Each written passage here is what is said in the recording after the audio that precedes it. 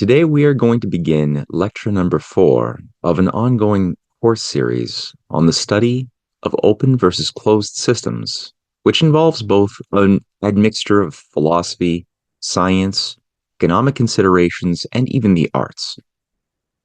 As promised, my pace for those who are used to hearing me speak, you will notice, will be substantially slower in tempo than usual, since this broadcast is intended to be translated into various languages, and so I do not wish to cause a headache unnecessarily to my poor translators. So I'm going to, as usual, share some slides as we go through a new chapter, another aspect of our voyage of discovery. And this one will begin to take on, for the first time, some concrete facts that pertained directly to the discoveries that I had made within the course of my Clash of the Two Americas and Untold History of Canada, with the first being a focus on the origins of the deep state in North America and a lot more. So without further ado, here is the PowerPoint. So this lecture I've chosen to title On the Study of Universal History. What we will be seeing today specifically will be some words on the study of universal history as a field of science, one that has been highly overlooked and I would say to a certain degree, even outright sabotaged.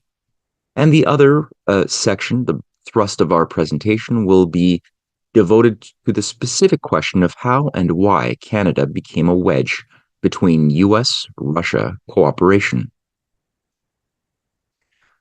So the first question to hold in mind here is, what is history? We know that there are many opinions about history, but one question that I would ask is it the study of the past, or is it the study of the future? That may seem absurd, since people might obviously say, yes, it's certainly the study of the past. The future hasn't happened yet. So how could we possibly treat history as something which hasn't happened yet? I would here encourage people to think back and maybe revisit some of the remarks of Lecture 2 pertaining to Plato's concepts of a discovery as recollection, and what we evaluated as Plato's concept of a remembrance vectored towards the future as the basis of his proof that all human beings are made in the image of a living, reasonable creator, and that the soul, which must exist according to this proof that Plato constructs, is contingent upon our ability to make discoveries of universals, knowing that there is something universal within us that must recognize that which has a universal characteristic, a divine characteristic, outside of us. So that will be useful in contemplating this broader but very connected question itself of history. Let us contrast this with some important popular definitions as presented by the Encyclopedia Britannica. I have selected these principal five definitions of history that showed up on the Encyclopedia Britannica, which I think most people, if you were to ask them, would agree on one or more of these particularly popular, socially accepted, professionally accepted definitions of the study of history. Number 1, Encyclopedia Britannica notes that it could be considered the study of past events. Number 2, events of the past, which in my mind is just another way of saying the same thing. Number 3, past events that relate to a particular subject, place, organization, etc. Number 4, a written record of important events that have happened since the beginning of something. Or number 5, an established record of past events, actions, etc. Now I'd like to look at something a little bit more interesting. A character who has shown up in lecture number 1 and lecture number 2, who plays a very important role in my own cognitive intellectual development and many of the discoveries that I have made over the course of my career, is a figure who we will meet once again here, named Lyndon LaRouche, an American philosopher and a physical economist, and somebody who had written an essay available online called History as Science on February 8th of 1993. where he writes and discusses the possibility and the need to reverse the trend of stupidification in the general Western population, which has continued um, in an unmitigated fashion over the course of several generations prior to his having written this. And how could this reversal begin? How must this restoration of human thought, human wisdom, to something that is survivable, that is based upon the considerations of natural law, how can this be even possible at this late stage of rot? And he writes, what are the means for bringing about such an early and rapid reversal of decades old trends in public opinion? That question, posed in these terms, could point us to a subject matter best described as the science of history. Pagan Rome rotted into moral self-extinction when the fans of the sports arena became the political parties of government, just as the sterile fanaticism of televised mass spectator sports rots out the political morality of U.S. public opinion today. Such specific culturally determining factors are among the leading topics of today's urgently needed applied science of history. Unfortunately, the study of a recognizable subject called history is virtually outlawed by the politically correct classroom of today. In those earlier decades, the 1960s and earlier, when the business of respectable schools and universities still was education, the subject of history was introduced by calling the student's attention to the point that we must understand the distinction between a mere chronicle of events and the taught subject which we named history. In those past decades, in European civilization's classical educational programs, we would be readily understood if we had said that the practice of writing history as distinct from merely storytelling or chronicles begins with the application of the conceptions of composition of classical Greek tragedy, the study of causes for induced survival or collapse of entire governments, states, or even entire cultures. In such professional circles of earlier times, it would have been regarded as admissible to draw up a sort of list of selected great tragedians, such as the following ones: Aeschylus, Marlowe, Cervantes, Shakespeare, and Friedrich Schiller. None of them would contest the outstanding relevance. None of them, would contest the outstanding relevance of Schiller for such a list. First, as to tragedy itself, Schiller was the only composer to render intelligible principles employed by all great classical tragedians. Second, in his capacity as Jena University professor of universal history and otherwise, he was the first to render intelligible the unique connection between the methods of historiography and of composition of classical tragedy. In the present location, Schiller's notion of universal history is adopted implicitly. And this is the method that I have also taken to my heart. I encourage everyone to read Schiller's lectures on the science of universal history, both his lecture on the legislations of Lycurgus's Sparta versus Solon's Athens, his mission of Moses, his Jesuit government in Paraguay, and especially his What is and to what end do we study universal history, in conjunction with Schiller's work, as LaRouche proposes, of his great tragedies, especially things like Don Carlos, for one. So without further ado, let's continue on to the more potent definitions of history. We've seen 5 impotent definitions as promoted by Encyclopedia Britannica. Let's look at 5 more potent definitions now. One of them that I've listed here could be considered history as the art of paradox resolution. Number 2, the investigation of futures. Number 3, the study of tragedy. Number 4, the study of open versus closed systems. And I would add here a fifth, which redefines the present as future history. So to subjectively see our present circumstances from the lens of those yet unborn historians who are going to be looking down upon our current age and wonder, what did they do wrong? What did I personally do that was either necessary to avoid a tragedy, to play my role, my part in doing everything possible to ensure that my society did not embrace tragedy and folly and collapse, or what I did to advance it and to participate in said tragedy, perhaps. If I myself am incapable of breaking with my own internal tragic and stupid impulses. So the subjective, willful factor is, I think, a very important concept, which is introduced by reshifting our idea of what the present is into the standpoint of a broader field. And indeed, we are living in history.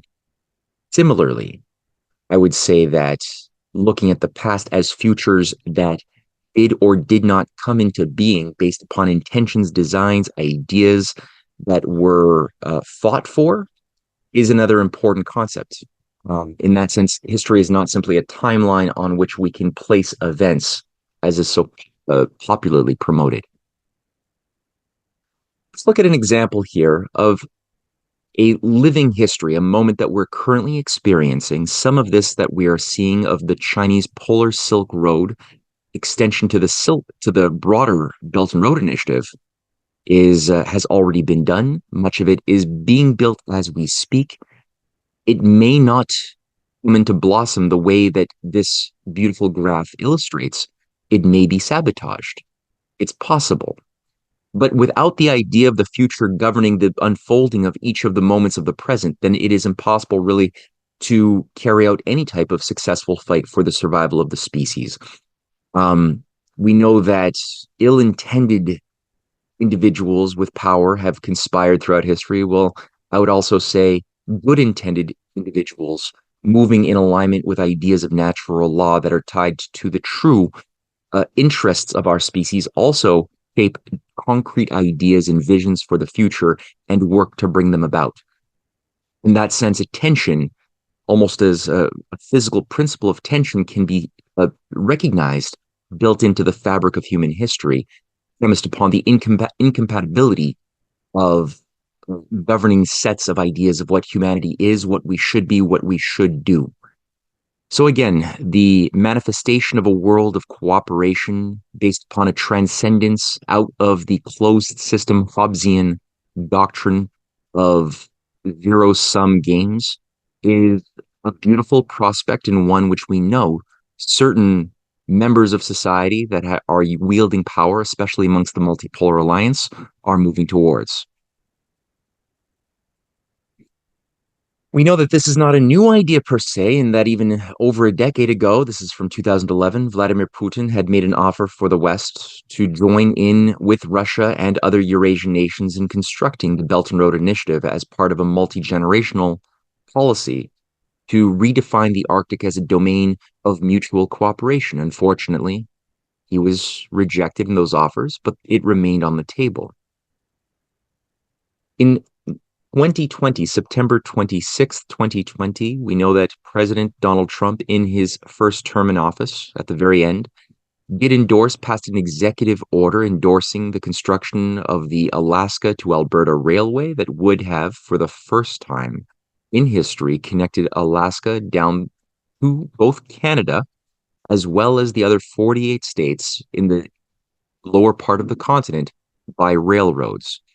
This is a project long overdue, and when we look at the website of the consortium that put together this A2A company with its broad vision and engineering feasibility studies, we could see clearly that the only way that this was justified financially was through a look towards China and the broader growth market, the broader market being developed by the Belt and Road Initiative of Asia and the East more broadly.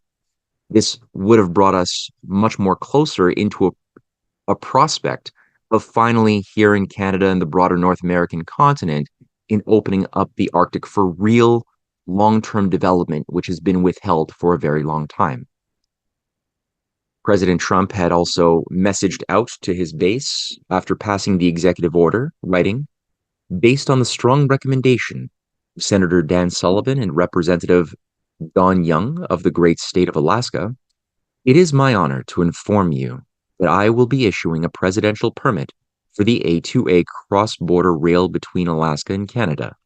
Congratulations to the people of Alaska and Canada.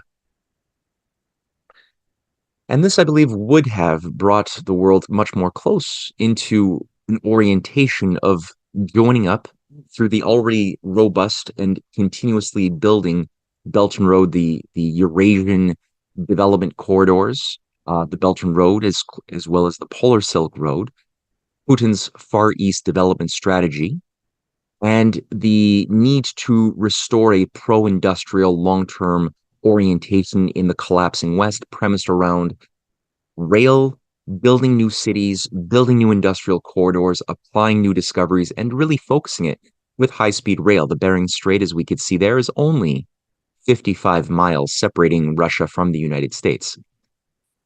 So this is an idea of the future. On the one hand, a future that is underdefined and that may be sabotaged. We don't know exactly. President Trump will be coming in for a second term, and we don't know if that spirit will be restored or if worse ideas that pertain to something more imperial will be implemented. We don't know. But the point is, there is a fight. Now, this idea of a potential future is one idea, but are we really looking at the future or are we looking at the past? Why do I say that? Because the first time that this was presented as a map to the world was actually in the form of this 1890 international rail map that was called Gilpin's American Economic, Just, and Correct Map of the World, published for the first time in the Cosmopolitan Railway, written by William Gilpin, the first governor of Colorado. And what we see is a picture of railways that would be extended through the Bering Strait, that would connect the Trans-Siberian with the Transcontinental of the United States, down through the Darien Gap in Mexico before that, and into the broader South America, all across. We see rails all across from down to Vladivostok and China, India, throughout Africa, the Middle East, and Europe. So this is an idea that has been a vision of the future that is long overdue. And we're going to see in the course of this presentation and future lectures why this didn't happen yet, why this future almost came into being in some ways, but was always prevented, and how and why it was prevented and by whom. I mentioned William Gilpin. He was, as I said, the governor of Colorado. That is him on the right facing Abraham Lincoln. He was one of the 11-man elite bodyguard that Lincoln had requested that accompanied him as he moved from Illinois to Washington, D.C. after his election.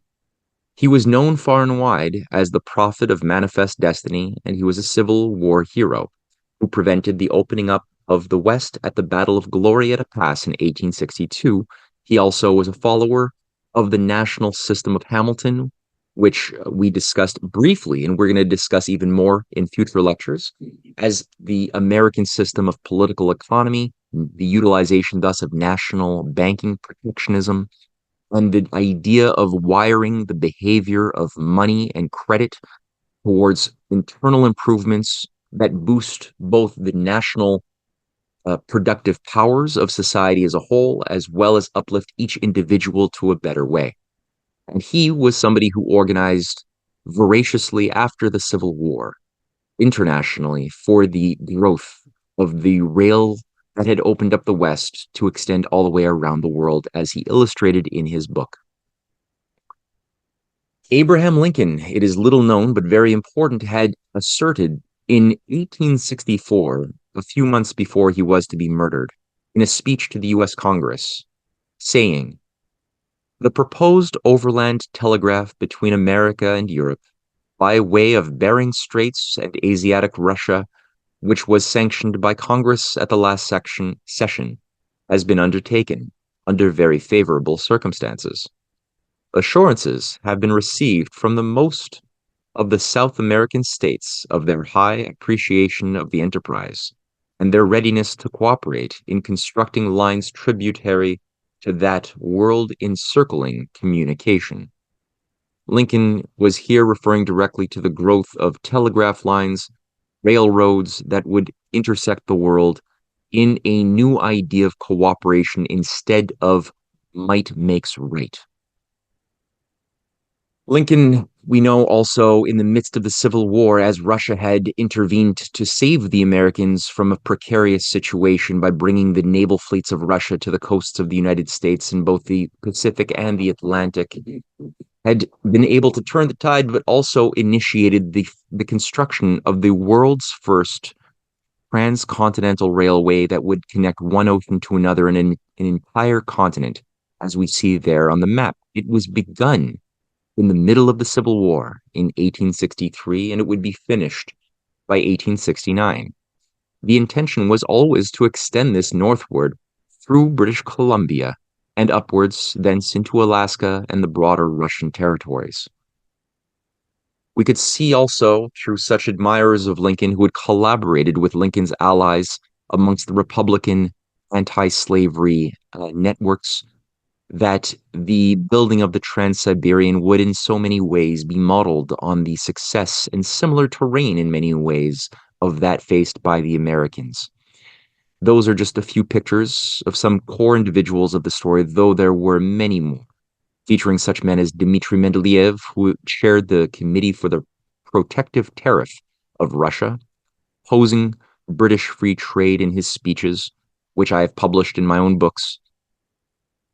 We have there Finance Minister Ivan Vishnegradsky, another admirer of Lincoln's techniques and policies, which were applied to begin an industrialization of Russia after the freeing of the serfs, which was done by Tsar Alexander II, who, even before Lincoln posted the Emancipation Proclamation, had freed the serfs in a very bold maneuver against the feudal class of elites of Russia that had many of whom had preferred to keep control of their feudal system and prevent industrial development or technological progress. The other man on the upper left-hand side is Sergei Witte, who was the transport minister in 1890, as well as the finance minister and soon prime minister, who was a strategist who had overseen the construction of the Trans-Siberian Railway as part of a much grander design, which very few people I've noticed properly have come to understand. The Trans-Siberian was even built with the help and assistance of many American engineers with rail cars that were built in Philadelphia at the Baldwin locomotives that were the first to run across Russia from east to west. And always the intention was to extend it through the Bering Strait. And keep in mind, the sale of Alaska in 1867 was affected by those who were also great supporters of extending this program of development through that Bering Strait, including Edouard de Stockel, the Russian ambassador, and William Seward, the American Secretary of State, who continued on Lincoln's vision for years after Lincoln died. But it didn't happen. So the question is, why did this future not happen over a century ago? What occurred? What got in the way? And to answer that question forces one to look at the role of a particular nation which I happen to be sitting in at this very moment, called Canada.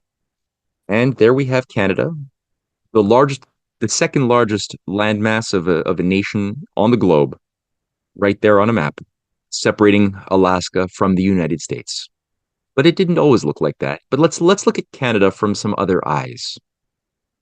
Here's another way of looking at Canada that I think is indicative and showcases quite a bit what has been the consequence of living under an empire devoted to preventing real cultural or economic development. And what you see there is a graph featuring the population density across Canada, and what we see is the upper part of the United States as well. Canada itself has approximately 4.2 people per square kilometer which is one of the lowest population densities of any nation on the Earth. One peculiar attribute of this map is that we could find that about 90% of the Canadian population lives on a very thin stretch, approximately 200 miles from the border of the United States. The vast majority of Canada is almost entirely uninhabited, untouched by human action or thought. Another way of looking at Canada can be looking at a British Empire map, this one being from 1921, as Britain as an empire extended across approximately 24% of the Earth's surface and had maritime dominance still of the shipping lanes around the world. That is how this small island was able to be a one world government of sorts, by keeping as many nations of the world as underdeveloped and dependent upon exports and imports from shipping, which means no one was permitted under British Empire strategy to develop their internal powers as continental powers. That had to be fought for every step of the way, which will again be the thrust of much of what I will be going through today and in future presentations. Now, someone might say, but that is the British Empire. It no longer exists. Well, I would say maybe in the form of the name British Empire. However, today, where there is still what is known as the British Commonwealth of Nations, which all feature a monarchy as the head apex and an ability to manage and coordinate to a certain degree shadow government institutions from behind the scenes, that manage much of the strategic resources. $1 trillion globally annually of resources from Africa are traded across the London Stock Exchange, and major companies in Australia, Canada, and London that also tend to have branches within the Cayman Islands. Money laundering centers also contained there, but many of these companies are also very active in controlling the strategic resources of places like Africa. And one could say, when you look at my book series, even the character of that deep state which has transformed the United States into a vicious empire has less of an American pedigree and much more of a British Rhodes Scholar, Fabian Society pedigree. And so I would almost, if it were up to me, paint America, the United States, as a light blue, perhaps. However, uh, the map, when you compare the previous British Empire and the current Commonwealth of Nations, there isn't that much difference. Another way of thinking about Canada is to recognize that the Canadian Constitution itself, which has a certain type of preamble, was written in 1867, just the very same year, and in fact, just a few days after the sale of Alaska to the United States was effected. Just a few days later, on July 1st, 1867, this was ratified in London, creating for the first time a sort of constitution for Canada. And the peculiar thing about our Constitution, which no Canadian that I have ever met knows by heart, whereas most Americans still know what their Constitution says in its preamble by heart, not so the case of even the most educated Canadians that I have seen.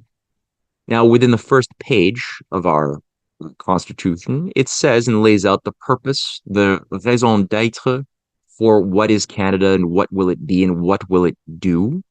It says, whereas the provinces of Canada, Nova Scotia, and New Brunswick have expressed their desire to be federally united into one dominion under the crown of the United Kingdom of Great Britain and Ireland, with a constitution similar in principle to that of the United Kingdom, and whereas such a union would conduce to the welfare of the provinces and promote the interests of the British Empire. So here we have a national constitution which has two fallacies that I can see immediately. Number one, we it says that we will have a constitution similar in principle to that of the United Kingdom. Well, legal scholars have actually inquired into what exactly is the Constitution of the United Kingdom, and in fact, there is none. There is simply an array of legal precedents upon precedents that have been built up, but there is no British Constitution whatsoever. And so we are modeling ourselves on or mimicking a non-existent shadow. So a shadow of a shadow is what the Canadian Constitution is actually admitting itself to be. The second fallacy is that unlike most nations' constitutions, which profess some purpose that is tied to the interests of the people, the nation, the general welfare of the people living who make up the nation, not so with the case of Canada, where it says clearly that our purpose is to promote the interests of the British Empire. So this is again a shadow of a battle over ideas that occurred at a pregnant moment, a drama on the stage of history at this moment at the end of the Civil War. And I would say as well, one thing, the actual drafting of this act, though it was passed into law in 1867, the writing of it, the drafting of it, was in fact written in 1864 in a conference in Canada, which was at the heart as America, the United States, was still fighting its civil war. And it was becoming clear that one British funded and organized confederacy was failing in the South, and Lincoln was successful in putting it down, that civil war, while keeping the Union together. Another anti-American confederacy was being set up and was to be more successful, which was the Northern Confederacy of the British, and that is Canada. So for the sake of contrast, keeping the open versus closed system concept in mind, let's just quickly compare what we just read to two founding US documents, which together, as Lincoln pointed out, were one legal principle, but in two documents. The first being the Declaration of Independence of 1776, and the second being the US Constitution of 1787. In the 1776 Declaration, and there we have Benjamin Franklin, John Adams, and Thomas Jefferson going through drafts of what would be the actual writing.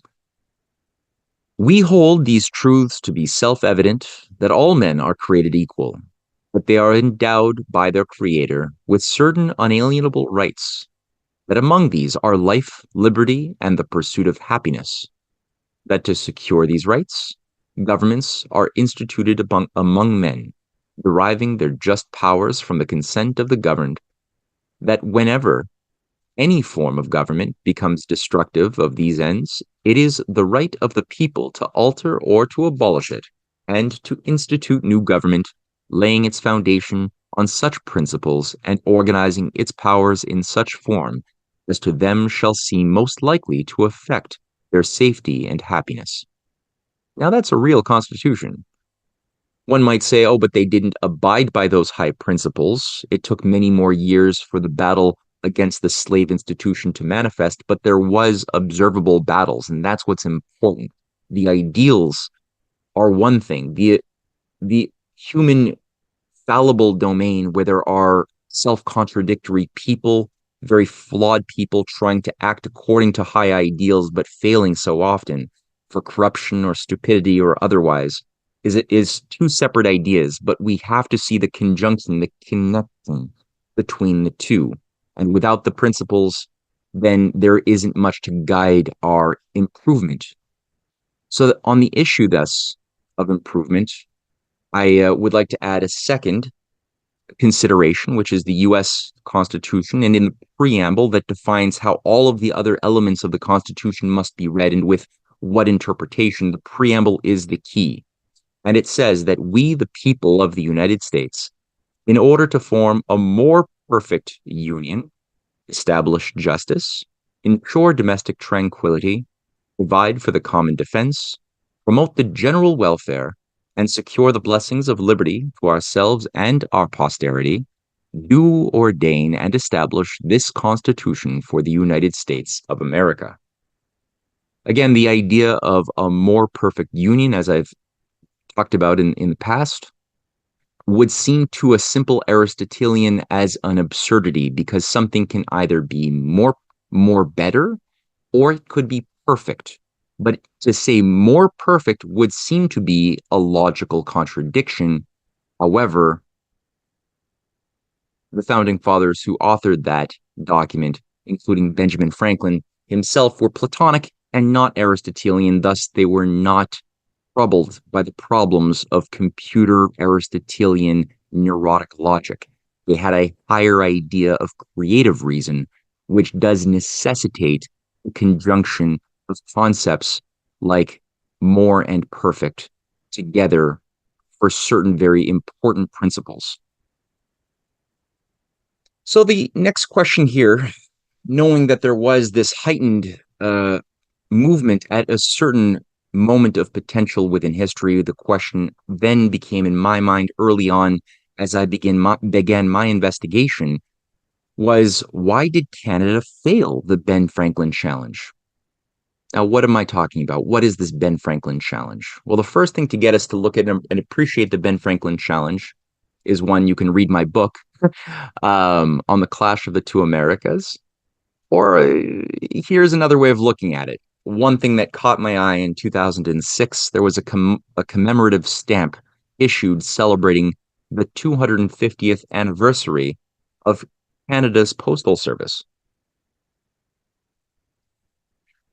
Now, the thing that struck out in a paradox for me as a Canadian was the figure of Benjamin Franklin. They're looking at me from the stamp. And in fact, I was surprised to dig in a little bit into this paradox, this anomaly that struck out in my mind like a splinter. Why was this American here on my Canadian stamp? Well, he was actually the founder of Canada's postal service while he was Postmaster General of the colonies in 1756. So the idea that Benjamin Franklin had when he did so, as in his own writings, was that he was trying to uplift the culture and break free of the peasant mentality of feudalism that had been dominant in France and that had been pervasive in New France, which was Canada back in those days, a territory recently gained control of by the British. And the idea of creating a postal service was to expand the perspective of the citizens living within society to not have a local, small identity, but one that recognizes higher contexts and can correspond with people far removed from our senses, and thus be able to conceptualize ideas of law, ideas of systems that transcend my local lifestyle. So that was part of his nation building, his cultural warfare, in a sense, to create the preconditions for people capable of participating in their government. Another paradox that struck me was that he was also the architect of Canada's first newspaper system, knowing once again that only illiterate and informed people will have the qualifications to make decisions, wise decisions, about their society and where it is going. And so he brought in, as we see at the figure on the right, close ally from France that he invited and who took him up on the offer to come to Quebec and set up the first Canadian newspaper. His name was Fleury Maupelat, a Republican revolutionary figure. And he began publishing the Montreal Gazette. And he also, through his presses, began publishing the letters to the inhabitants of Quebec from the Continental Congress, which we're going to see a little bit more of. But before we go into any of that, since Benjamin Franklin did so much to build core cultural institutions for Canada that were the foundation of creating any type of viable nation, he was also, we should know, up in Canada itself in 1776, personally trying to organize the Canadians to come down and join as the 14th colony, signing the Declaration of Independence together. That failed. So before we go into its failure, its sabotage, I want to just point out something about Benjamin Franklin. as a man who was both a great philosopher, a political statesman of a high order, and also poet and a scientist. And that is Benjamin Franklin there, painted by his friend Benjamin West. Benjamin West was an American painter from Philadelphia who Benjamin Franklin was able to arrange, um, let's just say, a job in England in 1771. And when he arrived, he was brought into certain networks that Franklin had organized, which made him first a member of the Royal Academy of Fine Arts of England, and he soon became the greatest painter of all England, rising to become its president for nearly 15 years.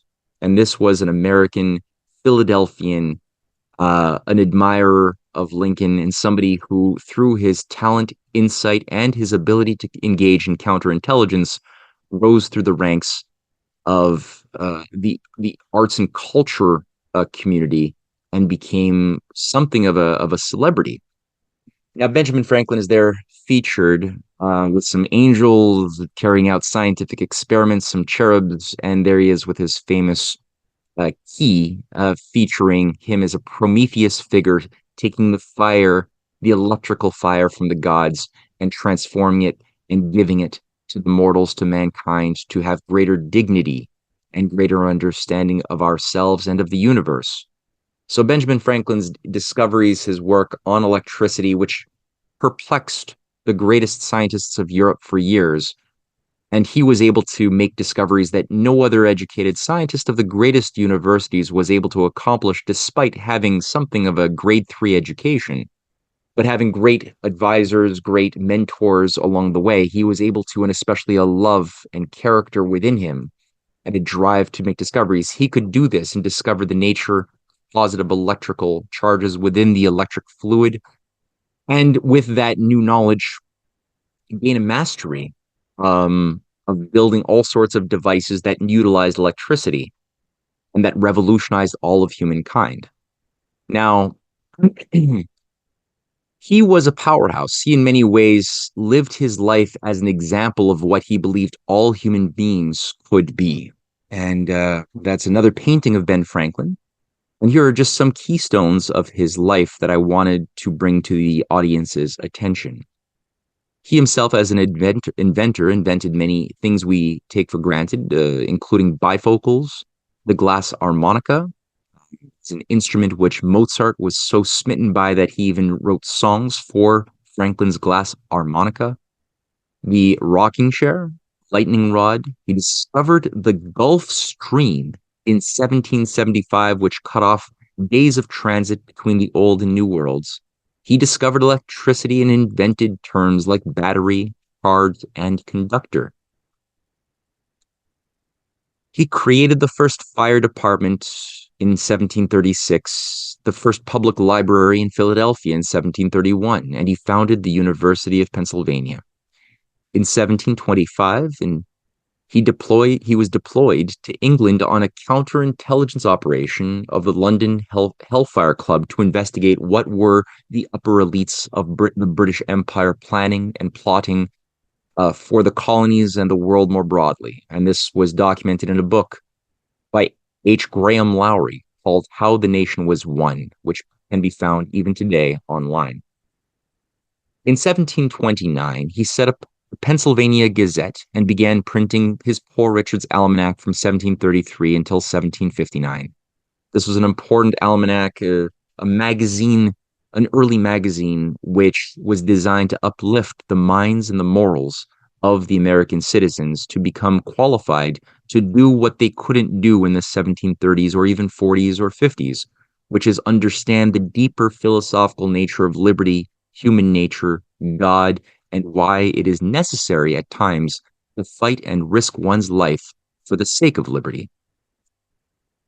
In 1743, he offered proposals for the promotion of useful knowledge, which is, as he wrote, one society be formed on virtuosi or ingenious men residing in the several colonies to be called the American Philosophical Society, who are to remain in constant correspondence. This was a very important aspect of creating an intelligentsia that could be the guardians, the moral guardians of society that would be devoted to increasing the powers of all humankind to participate as sovereigns within the creation of a new sovereign government resistant to hereditary powers of might makes right or morality by the powerful through bloodlines. So that required really the cultivation of leaders, of teachers who were able to activate their deeper powers of mental, of creative reason. In 1748, he was elected to the Philadelphia City Council. In 1751, he was made a member of the Colonial Assembly. In 1752, he discovered electricity and was also appointed Postmaster General of the Americas, a very important strategic position to have at that time, especially. Like Leibniz, who in many ways he followed in the footsteps of the great Gottfried Leibniz, who died while he was just a small child. Um, Ben Franklin was a prolific letter writer and organizer of people around the world. There are thousands and thousands that have been survived and many more that were lost to the sands of time. In 1753, he created Canada's post office, as I mentioned, in Halifax, and extended lines to Quebec City and Montreal in 1763. In 1754, he put forth the first proposal to unite the 13 colonies in the form of a plan of union, adopted by the Albany Congress, but rejected by the other colonies, unfortunately, which would have called for creating effectively a unified front of the American colonies in the form of states and the basis of organizing harmoniously for the defense of the people living in those states against the interests of the British Empire more broadly. In 1757, he was appointed Pennsylvania ambassador to England. In 1760, he wrote the Canada pamphlets, which won control over Canada. So these were important pamphlets whereby, upon their victory over the French, the British had a choice of which parts of French Americas they would be able to control. Many wanted the money-making regions of the Caribbean that the French had control over because you could make more money more efficiently through the sugar and rum production systems there. Whereas Benjamin Franklin recognized, although at this time you couldn't make more money off of the control of French Canada, the potential for the development of a society was so much higher. And so he made the very persuasive case, which won over enough audience members within Britain that decided to select Canada instead of the Caribbean regions. In 1775, he was elected to the Continental Congress. In 1776, he was made commissioner to Canada to be part of a team to persuade the Canadians to join in the rest of the colonies fighting for independence. Also in 1776, that's where he led four-man committee to draft the Declaration of Independence. So it was largely Ben Franklin who was the architect of the drafting of the Declaration. Thomas Jefferson assisted and is largely given more credit than he deserves, but Benjamin Franklin had the final say in how it would be worded and what would be brought in, including his rejection of Jefferson's preferred use of life, liberty, and property as the basis of law, and Benjamin Franklin chose instead the Leibnizian concept of happiness, not happiness to have cake, but the higher happiness, the higher sentiments expressed by people like Leibniz, Schiller, and others. In 1776, he was also made ambassador to France, where he played a key role organizing French support and broader European support for the American Revolution. He was the organizer of the Treaty of Alliance with France in 1778, the Treaty of Paris, establishing the peace with Great Britain that put a final end to the war between Britain and the USA in 1783, at least in that military expression. As it turned out, Britain never actually forgave America or went away or stopped the war in different means, but the military war was stopped through this treaty. And finally, he led in the drafting of the US Constitution and especially preamble itself in 1787. So a very busy man who didn't waste his time. He also, I would just say this before continuing, was the architect of the industrial, uh, British industrialization through his work in Manchester, where he had organized what's known as the Lunar Society. And these are just several members, including Matthew Boulton, Josiah Wedgwood, James Watt, William Murdoch, and Erasmus Darwin, who were just several leading members of the Lunar Society of Scientists that were looking for useful application of scientific ideas and discoveries in the form of new technologies, and especially with a focus on increasing productivity and internal improvements. And this is what largely drove England's industrialization. It was another American, Ben Franklin, who drove that as well. This is a bit of a point of embarrassment for many British imperial lovers to this very day. To be somewhat sensitive of the terrain that Ben Franklin was living in, looking at the changing contours of the territories of the North American continent, it's useful to just review that it is very different from the sort of configuration of states that we see today. And on the left in 1754, just before the 7 Years' War, we see the land distinct and controlled by the English in certain regions, the French in orange. Most of it, one could say, was the French of North America, and Spain, the Spanish Empire, controlling so much of what is today Mexico, Central America, and even much of the northern Latin America, South America as well. And on the right, after the 7 Years' War was finished, most of the French territories, excluding Haiti, became British controlled or Spanish controlled. We have Russia there on the upper left in Alaska, which is another important part of this broader story, and there are unclaimed disputed lands that were also fought over. By 1774, what we had is again that same disputed land in the left, and the Hudson Bay Company is another area that is very important. A private company that had the majority of Canadian land in today's Canada was a private company, sort of a subsidiary of the British East India Company. And what you have is the Proclamation Line of 1763 defining the New England colonies, those nations or those colonies that would declare independence.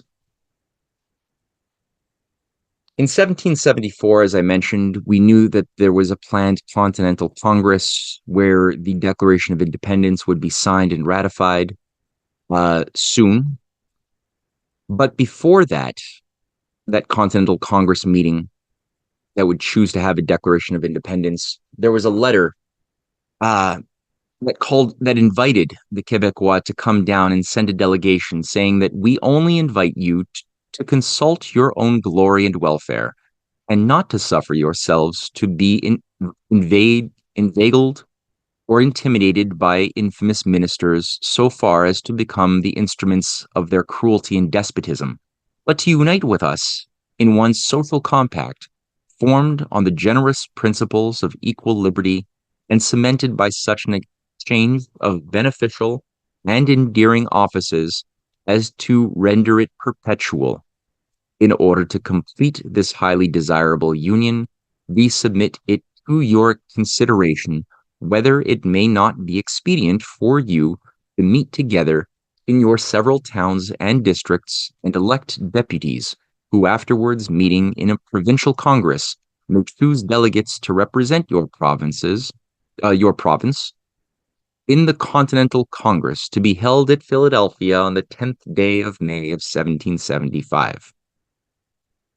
So something very important that was circulated across the Quebecois. The problem was the literacy level was not that high, and very few were actually able among the peasant farming classes to actually read and understand what they were reading.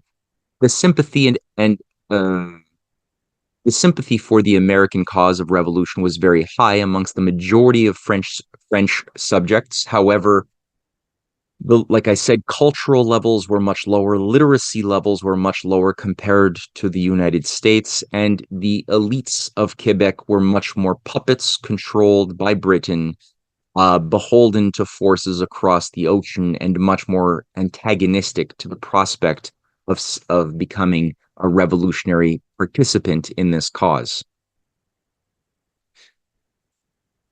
Benjamin Franklin, at a certain point, right before the actual signing of the Declaration itself in 1776, July 4th, before that in the month of April, he was sent down with a few other people to try one last time to organize for a delegation to be represented.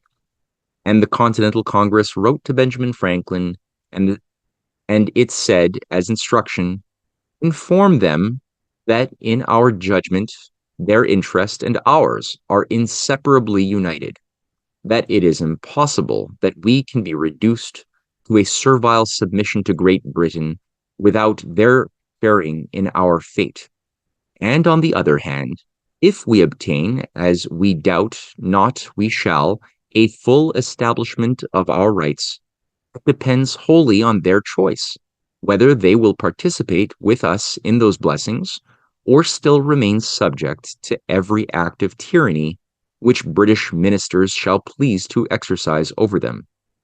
Urge all such arguments as your prudence shall suggest to enforce our opinion concerning the mutual interests of the two countries, and to convince them of the impossibility of the war being concluded to the disadvantage of the colonies, if we wisely and vigorously cooperate with each other. To convince them of the uprightness of our intentions towards them, you are to declare that it is our inclination that the people of Canada may set up such a form of government as will be most likely in their judgment to produce their happiness. And you are in the strongest terms to assure them that it is our earnest desire to adopt them into our union as a sister colony, and to secure the same general system of mild and equal laws for them as for ourselves, with only such local differences as may be agreeable to each colony respectively. So again, a very, very sober, simple idea that would allow a certain degree of flexibility and independence to Quebec as long as they united on principle for the sake of justice together. So keep in mind, one of the trepidations was that French, being Catholic, still abided by civil law, whereas the British practices were of the common law, and there was a certain fear amongst some French that they would have to leave their civil law and adopt common law. These sorts of disputes were inflamed by the enemies of the independence cause, but in reality, there was a complete freedom that was being offered as long as, again, we stood together for principles instead of bickering amongst petty differences that didn't matter so much in the end. So why did Canada fail to accept this challenge? Well, I alluded to two aspects: the corruption of the elite, especially within the Jesuit-managed Catholic system, as well as within the rich seigneury, the feudal system of lords that never wished to give up their controls and were always loyal to the system of hereditary peers located in England. But to give it a bit more detail, we see that there was also the Quebec Act of 1774 passed, which was a British bribe in so many words, to stay small and to think local. As I wrote there, Canada was promised limited representation and local influence over religious practices. So a certain amount of limited freedom would be promised of having a local representative be represented in some form of legislature, which took many years to build, but that would always be under the iron grip of a governor general, of unelected groupings around the governor general that would represent the power of the British crown and its associated institutions that could veto, prevent any legislation from going into law. So again, local controls were promoted at the expense of any top-down considerations or freedom to affect the broader system in which those victims were to be locked up. The other aspect of the Quebec Act I will show you will be an increase of the boundaries of Quebec that were designed to surround the young U.S. states. That was one of what's known as the intolerable acts outlined within the Declaration of Independence. I think 127. Taxation without representation was simply one of those 27. There were many more that were much better reasons to have the revolution, and not simply taxation without representation. That is a lie that has been passed down to Americans in their history books, so that they do not actually understand what was the nature of the fight that gave rise to their republic. The other that I would say would be very important as well was the threat of excommunication. That is to say that all who fight with Washington will burn in hell for eternity. And this is something that Bishop Briand passed as the head of the clergy of Quebec, passed this edict saying that okay, we know that many Quebecois wish to fight with Washington, well, fine, but if they do, they will be excommunicated, meaning they will burn forever. And that dissuaded most of them from fighting. I would say there was a small contingent or two that did go down, and they were very courageous. Especially one was Clément Gosselin, George Washington's French-Canadian spy, as he was called, who did go down and fought boldly and bravely and lived out his days in the United States in Virginia. But so many others remained loyal to the crown. I mentioned the Quebec Act, and one of the things that it did geopolitically is that, as we see on the left in 1763, the actual boundaries of those territories claimed by Britain were of one sort after they were taken from the French.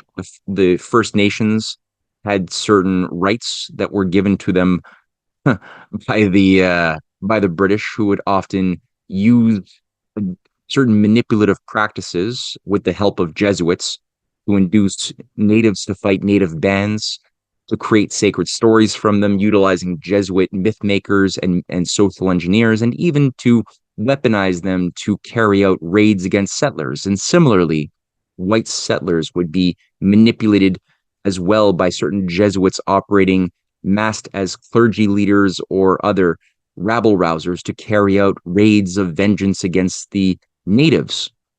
And this vicious eye for an eye, divide to conquer strategy was successful at keeping the early people at turmoil, especially in bloody war and multi-generational antagonisms between First Nations with each other and with the whites, and back and forth. That has been a technique done to keep Christians fighting Muslims, Jews fighting Muslims, Muslims fighting Christians, and Jews, Christian fighting Christian. This is part of the recipe of empire. Keep people thinking about what makes them different from others, how are others different from them, in order to alienate one from the other, and thus keep the slaves fighting. Anyway, on the right-hand side is the extended border down through the Allegheny Mountains of the Quebec Act that ensured by the British that the young colony, if it were successful, that it would not be able to spread, but we would be boxed in to the ocean front and not permitted to actually kick out the other hereditary empires that were dominant within the continent. So that came again with certain privileges for those loyal to the crown who remained behind. And Bishop Briand, that's a photograph of him. And this is a letter that he had written expressing his peculiar idea of natural law as something that involves loyalty to hereditary power. And he describes here how the god of the armies, who extends or restricts at his pleasure the boundaries of empires, having by his eternal decrees put us under the domination of his Britannic Majesty, it is our duty, based on natural law, to be interested in all that concerns him. We order you to submit to the king and to all those who share his authority. So he's talking to the Quebec people, his parishioners, and all those living in Quebec, that they are ordered to submit to the king, who is co-equal, the ordained instrument of God, that all we could do was adapt to instead of question, which would be considered an affront to natural law. So this is the figure who threatened hellfire to anybody who chose to fight with Washington. And as I've made a point, although the physical war was ended in 1781 and a treaty of peace was signed in 1783 at Paris, the actual painting that Benjamin Franklin had commissioned to celebrate, to honor that end of the war, was never itself finished, because the British delegation chose to not sit for their part of the painting.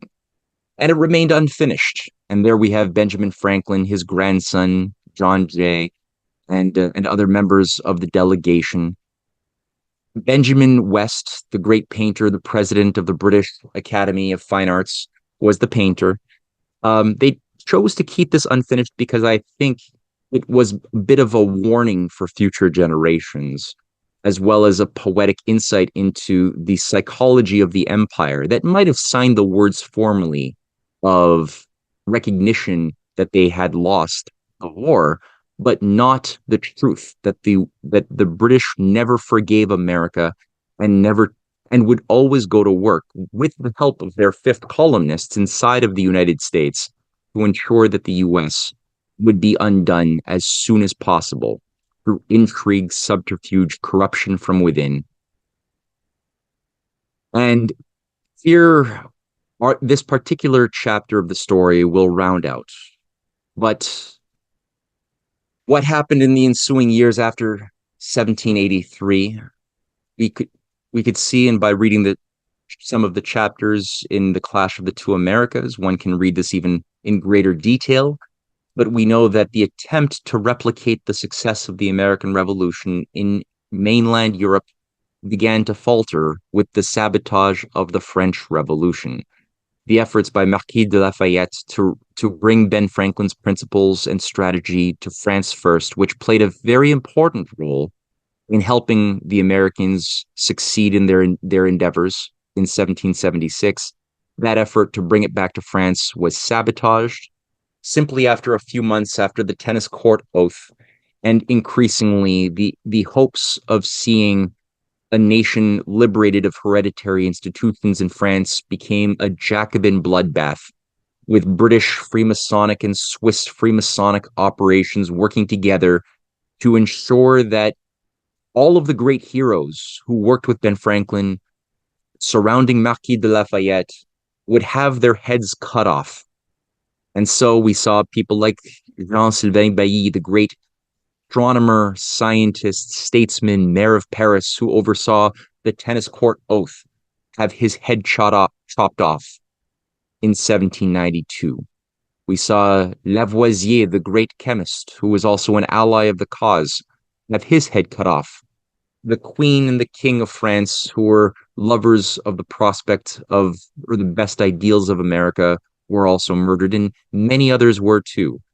By the end, 40,000 people, many poor people, I would say the majority were even just poor citizens who had had their heads cut off. And those like the Jacobins and the Girondins would take turns vying for power with the Jacobins at various times, acting upon the principle of emotional rage, the Rousseauian feeling state of the noble savage that would be the pure unadulterated, uneducated masses that would be rallied for justice to kill the elites, where the revolution would need no scientists, said the banner of the French revolutionaries, killing their scientists, the elites, the elitists. And when that anarchy became unmanageable, we saw a backlash of the Girondins, the logical faction that would worship to the cult of supreme reason. Um, and they would take turns chopping the heads off of the Jacobins, and the Jacobins, using the tool of emotion, would gain power and chop the heads off of Girondins, and back and forth until there was no one left, and only a vacuum remained in which fascist strongmen would be able to fill it in the form of Napoleon Bonaparte. And the age of Napoleonic Wars were to tear Europe apart for over nearly 2 decades. And recall from the last lecture, number 2, when I cited from LaRouche's secrets known only to the inner elites, he made the point that that unbroken line of continuity of ideas and methodology of conspiring, discovering, transforming society for the better in opposition to the Dark Age faction, represented here positively by the Platonic elites, was cut off in Europe, especially through the activities of Jeremy Bentham, those Freemasonic intelligence operatives working to sabotage, and who did such a powerful job at sabotaging the French Revolution that then was sabotaged elsewhere across Europe too. So that faction suffered a major blow, nearly a mortal blow. I think actually they suffered a mortal blow between 1780, 84, 85 is when it really began, and it really peaked at around 1815, 1816, with the Congress of Vienna and the restoration of the monarchies after the Napoleonic War, which is both a purge of Europe's Platonic Christian humanist elite in the science, statecraft, artistic community from universities that were purged, censors, strict controls over ideas, the banning of poems, ideas of Thomas Paine was brought in almost like a new inquisition, and that crushing was fatal. In Canada, a synthetic nation was created, built upon hereditary principles, and was held as a chess piece in the great game. And that British Canadian chess piece, the only only monarchy of the Americas, of all the American nations, only Canada remains a monarchy. And that real estate has been used throughout the ensuing century to keep America unstable, to keep the Arctic undeveloped, to ensure a wedge that would forever prevent the potential development of economic cooperation by the Americans and Russians, who had historically been strong allies since the earliest days of the American Revolution, when Tsarina Catherine the Great and Ekaterina Deshkova, the president of the Russian Academy of Sciences and close friend of Benjamin Franklin, worked to create the League of Armed Neutrality. And that largely also turned the tide in favor of the Americans, who were finally able to be given the support that they needed, and that formed the basis of today's modern maritime law. That League of Armed Neutrality was organized by the Russians, which largely saved America in its early years.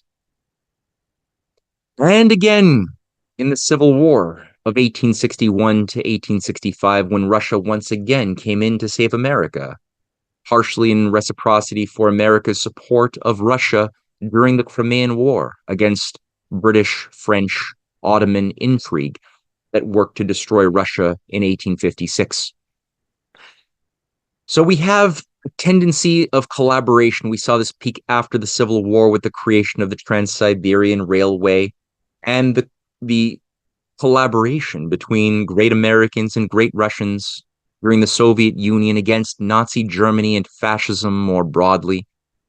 And always Canada was used again and again, and we're going to see this in more detail in the coming lectures, to be a zone that would run terrorism against the United States, that would carry out murders of American presidents, especially Abraham Lincoln and John F. Kennedy, whose murders were both carried out through British Canadian run operations in Canada, in Montreal specifically, in both cases.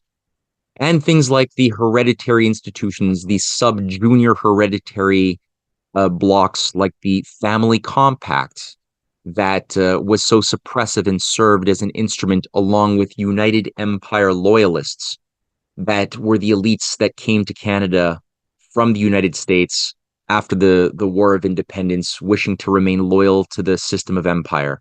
That became the foundation of the sacred stories, the national myths that were told to Canadians over many generations and that gave an illusion of having independence, but none of the reality, as we saw with the Canadian Constitution earlier, or even every single oath of office taken by every prime minister that must declare fealty to the Privy Council and the oaths of secrecy that would be told in Privy Council to all prime ministers and all cabinet ministers by law.